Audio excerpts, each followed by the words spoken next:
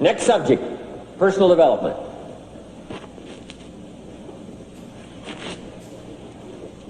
Some of the things Mr. Schoaf taught me starting at age 25, some things came quickly, some things came easily. Setting goals, that was easy. We're going to talk about that later on.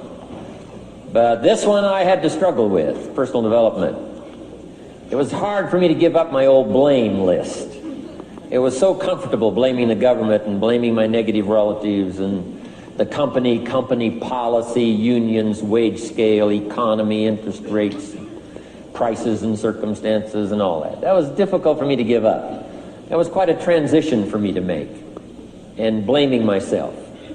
But Mr. Schoaf started out with something very, very important. Let me give that to you.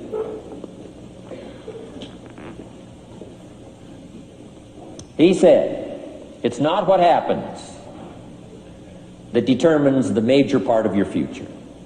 It's not what happens. What happens, happens to us all. He said the key is what you do about it. It's not what happens, it's what you do about it. And he said if you will start that process of change, do something different the next 90 days than you did the last 90 days, like picking up the books to read. Do something different like the new health disciplines, relationship with your family, whatever it is, doesn't matter how small it is. If you'll start doing different things with the same circumstances, since we cannot change the circumstances, but we can change ourselves. We can change what we do. And then he gave me another secret to success when he said, what you have at the moment, Mr. Rohn, you've attracted by the person you've become. What you have at the moment, you've attracted by the person you've become. Few little simple principles here. Once you understand these, it starts to explain so much. Now, sometimes it's a little tough to take, blaming yourself instead of the marketplace, taking responsibility instead of putting it off on someone else. That transition sometimes is a challenging mission. And this one was a little tough for me. He said, Mr. Rohn, you've got pennies in your pocket, you've got nothing in the bank, the creditors are calling, you're behind on your promises. And he says, here's how that occurs. You've attracted, up until now, you've attracted the things to you because of the person you've become. Now I said, well, how can I change all that? He said, very simple. If you will change, everything will change for you. You don't have to change what's outside. All you've got to change is what's inside. To have more, you simply have to become more. And then he said, don't wish it was easier, wish you were better. Don't wish for less problems, wish for more skills. Start working on yourself, making these personal changes. And he said, it'll all change for you. So let's talk a little bit about personal development. That extraordinary adventure I undertook starting at age 25. And I've never ceased that adventure. I'm still going for it in the 90s. I want to get better and better. I want my craft to get better, my business operations to get better, the things I do to get better. Because once I picked up this simple formula, I'm telling you, it's easy to figure out where the problem is if you go to work on it. Now, let's talk about personal development. And in helping kids understand personal development, I always start with money. Now, money's not the only place to start. Money certainly isn't the only value, but we've all got to start somewhere, and money's something you can count, right? Kids are interested in money. Okay? A lot of things are a little tougher to measure, but economics is pretty easy, right? Because you can count. Okay, somebody says, how are you doing? You say, I don't know. Let's count. Now, this is not the only count. I understand that. There's a lot of other things to count. But to see if there may be some errors in your judgment and lack of disciplines in your life, we might as well start with money, because it's so easy to count. So let's just start there and see whether or not maybe we have messed up. Okay. So here's how I explain it to kids. We get paid for bringing value to the marketplace. Key to understanding economics. We get paid for bringing value to the marketplace. Marketplace is also described as reality. Reality, the marketplace. Now, it takes time. It takes time to bring value to the marketplace, but we don't get paid for time. It's very important for kids to understand, as well as adults. We don't get paid for time. Mistakenly, the man says, well, I'm making about $20 for an hour. Not true. Not true. If that was true, you could just stay home, have them send your money. No, it's not true. You don't get paid for the hour. You get paid for the value you put in the time. So we don't get paid for time, we get paid for value. Now, since that's true, here's one of the key questions of the afternoon. Is it possible to become twice as valuable and make twice as much money in the same time? Is it possible to become 3 times as valuable as you now are and make 3 times as much money in the same time? Is that possible? Of course. If you want to really emphasize something, that's a good phrase, Stuart. Of course. Of course. Okay. Now, all you have to do to earn more money in the same time is simply become more valuable. America's unique. It's a ladder to climb. Starts down here, what, about $4 an hour? Big argument last year in Congress about the starting place. Should be 5, should be 5, should be 5. Well, no, it doesn't need to be 5. Why not start with 4? It's a ladder. Right? This is not a bed. This is a ladder. This is a ladder to climb. Starts at $4. Now somebody says, well, should be 5, should be 5. Well, maybe. If you're going to stay at the bottom for the rest of your life, it probably should be 5. But that's kind of a pitiful way to live. Start and not grow. Start and not change. Start and not become more valuable. Hey, the whole scenario of life is to start, number 1, and what? Become more valuable, number 2. So America's a ladder to climb. Starts at $4 an hour, and the more valuable you become, you just keep moving up the ladder. Top income last year, what, 52 million? Guy that runs Disney? Would a company pay somebody for 1 year's work $52 million? And the answer is, of course. This is one of those of course places. Of course. If you help a company make $1 billion, would they pay you $52 million? The answer is, of course. It's chicken feed. I mean, it's not much money. Now, why that much money? Because he has become so valuable. Now, why would we pay somebody only $4 an hour? They're not very valuable to the marketplace. Now, we got to make that distinction, to the marketplace. Might be a valuable brother, a valuable member of the community, a valuable member of the church, valuable member in the sight of God, to the human family, of course, those kind of values. But to the marketplace, which is called what? Reality. Reality is, if you're not very valuable, you don't get much money. Those are called the facts. I mean, that's how that is. Well, then how do you get more money? Simple answer. Somebody says, well, I'll go on strike for more. Well, here's a major problem with that. Here's a major problem with that. You can't get rich by demand.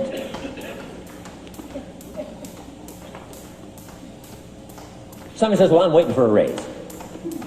I'm telling you, it's easier to climb than to wait for a raise. Why not just become more valuable rather than wait? I'm telling you, that's the key to all good things.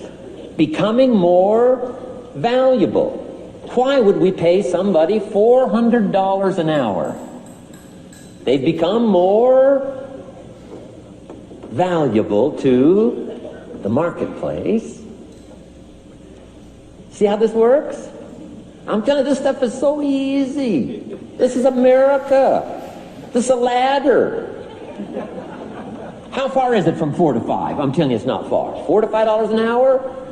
If you work for McDonald's, haul out the trash, they'll pay you $5 an hour. If you whistle while you haul out the trash, they'll pay you $5 an hour. I'm telling you. You'll get an extra $1 just for a good attitude. Yay, McDonald's. Wear the hat. It's incredible. $5. And then you just keep becoming more valuable, more valuable, more valuable. I got a telephone call 5 years ago. The company said, we're ready to expand internationally. We need some help. I was sort of semi-retired, right? Looking for the next exotic beach. They said, no, Mr. Rohn, we got a project for you. Right? Going to expand internationally. We could use your help. Next little while, we'll add some millions to your fortune, make it worth your while. I said, okay. I thought later, isn't that interesting that they called me? My second thought was, of course they'd call me. Who else would they call? I mean, I can get the job done. Now, how come I got a telephone call worth millions? I had become valuable. Now, I'm a farm boy from Idaho. I was raised in obscurity. 1 year of college, and I thought I was thoroughly educated. Made all kinds of mistakes galore. At age 25, the creditors are calling me saying, hey, you told us the check was in the mail. I got pennies in my pocket. I got nothing in the bank. I'm behind on my promises. How come I get a telephone call 5 years ago and it's worth millions?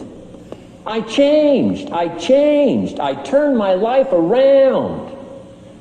Is it possible to become worth millions? Speaking economically, now there's a lot of values to become, but let's just talk economics. Is it possible to become that valuable? And the answer is, of course. Now let me give you the secret. Show said, here's the secret, Mr. Rohn. Learn to work harder on yourself than you do on your job. Once I got that, it turned my life around. Learn to work harder on yourself than you do on your job.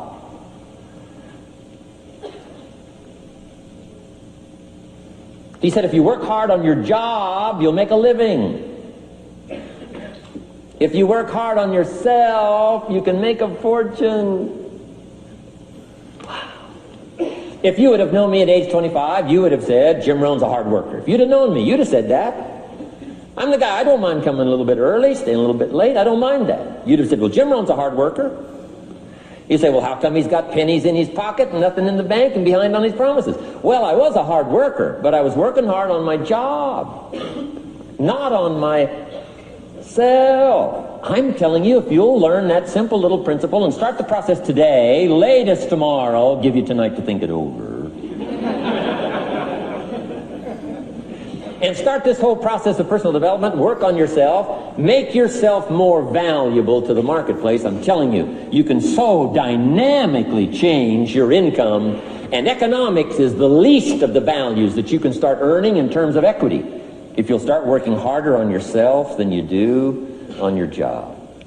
Work hard on yourself and develop the skills. Work hard on yourself and develop the graces. All of the stuff necessary to become more valuable to the marketplace. I'm telling you, your whole life can explode into change. Promotions, no problem. Becoming more valuable to the company, I'm telling you, no problem. Money, no problem. Economics, no problem. Future, no problem. If you just go to work on the right thing. Not get things out there to change. Don't try to change the seed. Don't change the soil. Don't change the sunshine. Don't change the rain. Don't change the mix of seasons. Let the miracle of everything that's available work for you, and start working on the inside. Work on your philosophy, work on your attitude, work on your personality, work on your language, work on the gift of communication, work on all of your abilities. And if you'll start making those personal changes, I'm telling you, everything will change for you. Now let me give you another scenario on personal development. It's called the 4 major lessons in life to learn. Before we get to the 4 major lessons in life to learn, let me give you a key phrase for your notes. Here it is. Life and business is like the seasons. Life and business is like the seasons. Frank Sinatra sings, life is like the seasons. Now here's one of the key phrases that changed my life. Starting at age 25, you can see this whole scenario. Personal development for me began. I've never been the same since. Here's the next key phrase. You cannot change the seasons, but you can change yourself. You can't change the seasons, but you can change yourself. My best hope, right? When I'm 25 years old, my best hope was to go through the day with my fingers crossed saying, I sure hope things will change. I sure hope things will change. It seemed to be my only way for my life to get better if things would change. Here's what I discovered. It isn't going to change. It isn't going to change. I did a seminar one time for Standard Oil executives and management in Honolulu, now known as Chevron. And we're talking economics one day around the conference table. And one of them said to me, Mr. Rohn, you know some fairly important people around the world. You have a chance to travel internationally. Can you tell us what you think the 80s are going to be like? Now you can tell how far back this goes. He said, what do you think the 80s are going to be like? And I thought for a moment, and I said, gentlemen, I do know the right people. And I do have some experience, I think I can tell you. So they all leaned in a little closer, and I said, gentlemen, based on the people I know and based on the best of my own experience, I think in the 80s it's going to be about like it's always been. Aren't you glad you came today? I mean, that's inside stuff. I don't just spread that around everywhere. It's going to be about like it's always been. It isn't going to change. To hope that it'll change is called whistling in the wind, being so naive, hoping for something that isn't going to occur. I can give you the shortest history lesson that you can imagine in one sentence. What describes human history on the spinning planet the last 6,500 years? Let me describe it for you in one sentence. Here's human history in one sentence. Opportunity mixed with difficulty. That's about as simple as you can put it. And opportunity mixed with difficulty isn't going to change. The man says, well, if it isn't going to change for the future, if it isn't going to change in the 90s, how will my life ever change? Answer, when you change. And if you will change, everything will change for you. Your bank account will change, your income will change, your future will change, the ability to acquire your dreams will change, it'll all change if you will change. And now let's go through the scenario of the seasons. Life and business is like the seasons. Let's cover them. Here's number one, major lesson in life to learn. Learn how to handle the winters. You say, well, Mr. Rohn, a lot of this stuff is fairly obvious. That's true. Just need somebody like me just to come along and remind us. This is what this is called today, a reminding session. I got no new truths for you to discover. This is all old stuff. We just need to hear it again. Somebody get on our case a little bit, right? We all need that. Here's number one lesson, learn how to handle the winters. That's obvious. The winters come right after falls. And pray tell how often? Every year, according to written history, for the last 6,500. To cross your fingers and say, I hope it doesn't come. I'm telling you, we call that naive. Now, there's all kinds of winters. Not just the winter of the season, but there's all kinds of winters. Winter time, the down time, the discouraging time. One writer called it the winter of discontent. The winter when you can't figure it out, the winter when it all goes wrong. Economic winters, social winters, political winters, and personal winters. When your heart is smashed in 1,000 pieces, the nights are unusually long. It's called winter time. Barbara Streisand sings, it used to be so natural to talk about forever, but used to be's don't count anymore. They just lay on the floor till we sweep them away. You don't sing me love songs. You don't say you need me, and you don't bring me flowers anymore. A song of winter. But hey, we're acquainted with all those winter scenarios. We've been through them all. Now the question is, what do you do about the winters? Well, you can't get rid of January by tearing it off the calendar. But here's what you can do with the upcoming winters of your life. The long ones, the short ones, the easy ones, the more difficult ones. Here's what you can do. Get wiser and stronger and better. Just make a list of that trio of good words. Wiser, stronger, and better. To challenge for yourself the upcoming winters of your life, don't you think you could read more? Pick up the scenario, pick up the books, pick up the cassettes. So I would put some stuff on cassettes so you can listen to it, put it in books so you can read it. Now putting it on video so you can see it. I'm telling you, anybody that wants to can get wiser. Next is stronger. Anybody can get stronger. If you're willing to do the push-ups, you can get stronger. If you're willing to put yourself through the paces, you can get stronger. Can you develop stronger skills? And the answer is yes. Start practicing, practicing, practicing. And you can get stronger. Can you get stronger in handling life situations? Of course. But you got to go to work on yourself. You can't blame out there wishing it was easier. Wish you were stronger. And here's the last one, get better. Anybody can get better. Language, we can all get better. I've been lecturing now for 33 years, and I'm telling you, today versus 33 years ago, I'm better. First time I gave a talk, I stood up, my mind sat back down. I mean, I've been through that whole deal. Opened my mouth, nothing came out for a while. My knees are banging together, the sweat's pouring off my face, I'm shaking like a leaf. It's called terror, in case you haven't tried it. Those first attempts. But I'm telling you, I got through it, and I did it again, and I got through it, and I did it again, and I got through it. And now, of course, I can lecture for a few hours in one day. Anybody can get better. Develop the skills. Okay? Handle the upcoming winters. Don't wish away the winters. That's called naive. Wish for the skills. Wish for the strength. Wish for the wisdom. Here's the second major lesson in life to learn. Learn how to take advantage of the spring. Uniquely enough, spring follows winter. And pray tell how often? 6,500 times. I mean, those are good odds. I'd gamble on it one more time. I mean, those are good odds. Every time. You can't beat those odds. Spring is called opportunity. Another day is called opportunity. Days follow nights. How about that? And how often? Every day. But now here's what we must learn to do with opportunity. Underline two strategic words in that sentence. Take advantage. Just because spring comes is no sign you're going to look good in the fall. You got to take advantage of it. You got to do something with it. Read every book you can on what to do with your springs, what to do with your opportunities, what to do with your days, what to do with your chances.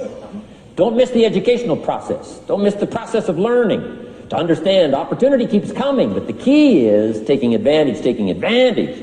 Everybody in this room's got to learn to do one of two things. Plant in the spring or beg in the fall. And it doesn't mean you can't become a sophisticated beggar, but you don't need the reputation. Learn to plant in the spring, take advantage. And there's an urgency here on springtime because there's just a few springs, handful of springs offered to each of us. So take advantage swiftly and quickly. Don't just let the time pass. The Beatles wrote, life is very short. And for John Lennon, it was extra short. For Michael Landon, it was extra short. But life is short. At the longest, it's short. So don't just let the springs pass. Take advantage. Seize the day. Seize the moment. Seize the opportunity.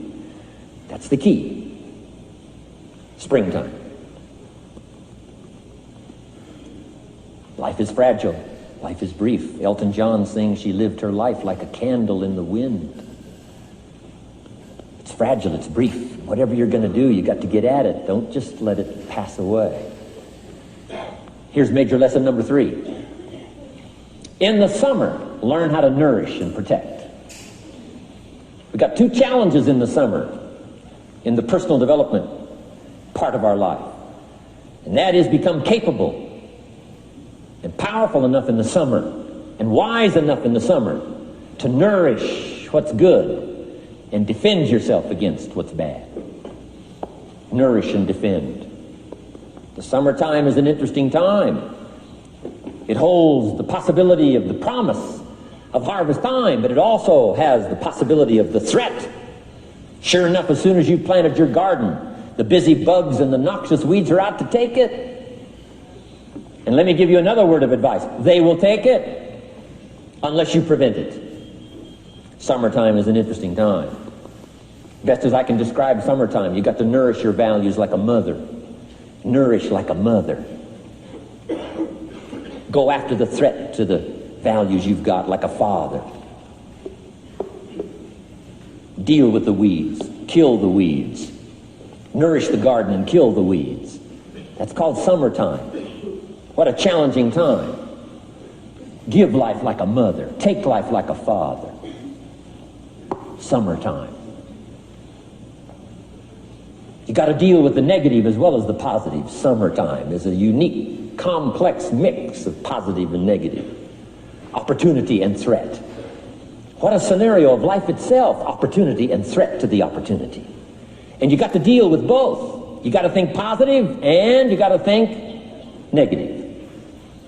You got to handle what's ever out to threaten you. You got to learn to threaten it back. Summertime. Interesting time. Nourish like a mother. Defend like a father.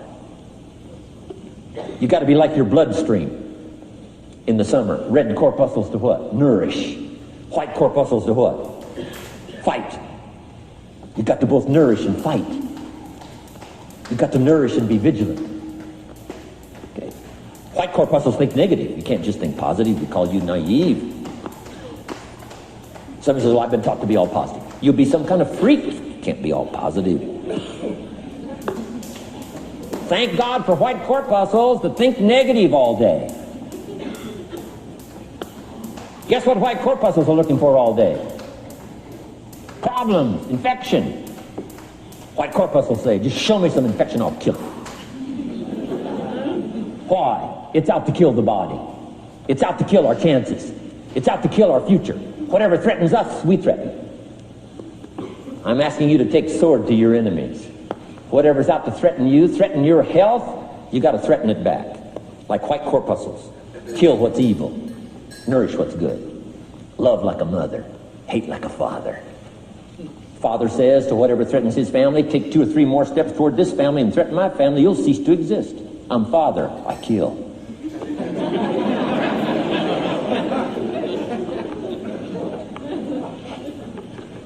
Don't let the weeds take your garden. Wreck your chances for a good harvest. Deal with your enemies in the summer. Called good and evil. The great struggle in life is called good and evil. Tyranny and liberty. Sickness and health. It's the way life is. Tyranny threatens liberty. Takes over Kuwait. Can't have that. If tyranny takes Kuwait, it'll take Saudi Arabia. If it takes Saudi Arabia, it'll take something else. Where are we going to stop tyranny? As soon as possible, lest it take the whole world value. So George Bush draws a line in the sand, consults with its allies, sends 500,000 troops to Saudi Arabia. Finally, Desert Storm.